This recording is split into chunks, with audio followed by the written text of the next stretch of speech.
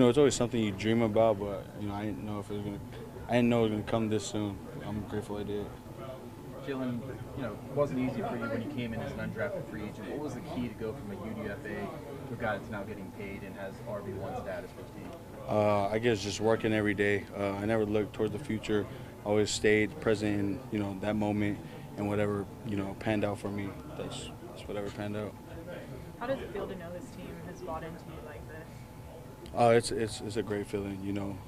Knowing they have my back, I'm gonna do what I can to have their back, and yeah, I'm blessed. It's not going to take the chip off your shoulder, is it? No. If anything, it's gonna add more chips. Do you still feel you have a lot to prove to Yes. people who are saying he's not really a number one? Yeah, I do it for my loved ones. I do it for the people who do believe in me. So it's more so doing it for them than the naysayers. Jaylen, what's different about your game at all this year, do you feel? I guess it's the same as previous, just enhanced. I love the way I play. I don't think I'll ever. That's why I play the sport, because of the physicality, and I just love playing that way. Was there anything different you wanted to show everybody this year, being the top guy as opposed to other years? Nah, just know that I can ball. Love playing ball. Jaylen, you said something you hoped would happen, but like when they drafted Caleb, there's some people, maybe not in this group, but hey, that guy might be the guy down the road. You didn't have the future status wasn't locked up at that point. Were you concerned that that?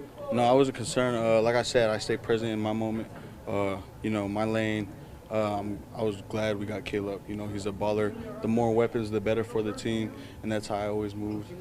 Growing up, whatever.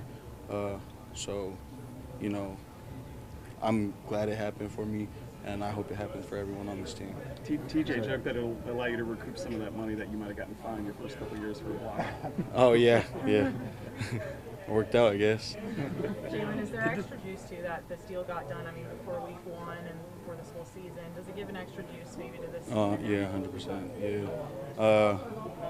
Yeah. There's a saying out there like, whatever you get paid and you kind of get lackadaisical. I look at it as more motivation. Do what I can for the team. Jaylen, the fumble. Take me through your feelings, your angst about that fumble. Just got loose with the ball. That's another thing. The team didn't freak out, and I know how they feel. Nobody likes to fumble. Nobody wants to be a part of that environment. So I do what I can to make sure it doesn't happen again. You didn't freak out either. No. Apparently. You kind of itching to get out there. You can't freak out. You kind of itching to get out there and show what you can do because you haven't done much in the preseason. Yeah. I'm excited. I've been waiting for week 1, and I'm excited to go ball. Jaylen, you probably played 50 games in the NFL, but haven't started one yet. What does that say to you when they come to you and want to extend you, even though? Like I said, it's extra motivation for me. Knowing what they think or what they feel I bring to the team, it just gives me extra juice to do what I can to help them. I think Arthur Smith said he didn't get Aaron Rodgers and DK Metcalf to play the wishbone. He's suggesting that he'll throw the ball a little bit more this year. Do you feel like that, what Aaron does in the quick passing game and the way this offense is going to look, is going to highlight your skill set even more than it has in the past? Yeah, it could. Yeah, I'm excited to witness that too, though. Jaylen, Jay's the captains were named. Is it maybe a 4-time MVP quarterback? Is that easy to pick a captain? Yeah.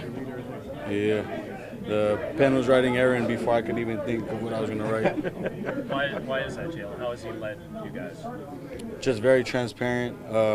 He gets a lot of character too. He's a coach and a best friend, all in one. And you couldn't ask for more from a quarterback. Jaylen, when you saw them let Najee go, and knowing the climate in the league, the way they don't pay running backs, did you think when you signed a tender that might be your last year? I try not to think like that. Whatever happened. Like I said, if I'm practicing Tuesday, I'm focused on Tuesday. Practicing on Thursday, I'm focused on Thursday. And then whatever happens after that.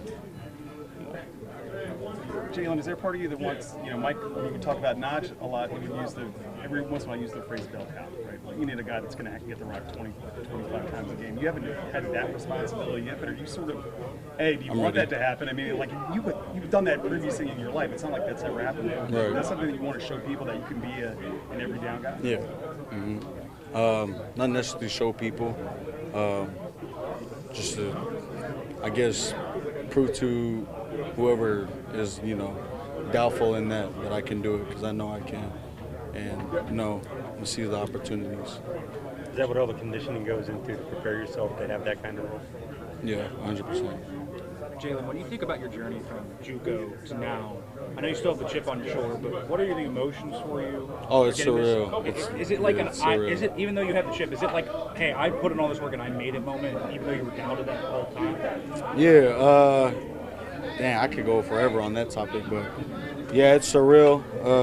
It's what, everyone who goes to JUCO, it's what they dream about, being in a situation like mine.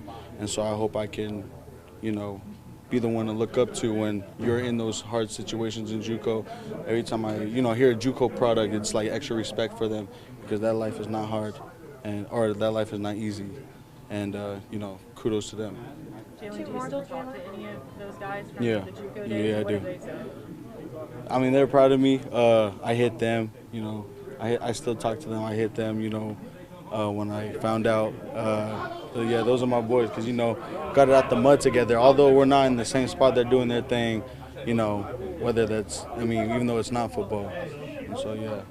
Coach Peterson from your days at Snow said you were short and pudgy when you came in to JUCO. How did you kind of grow into your frame, and when could that short and pudgy kid ever imagine getting $17.5 million? I knew I had to change something about my game, because throughout my JUCO experience, the coaches were real enough with me to say, if you made these changes, you could be something.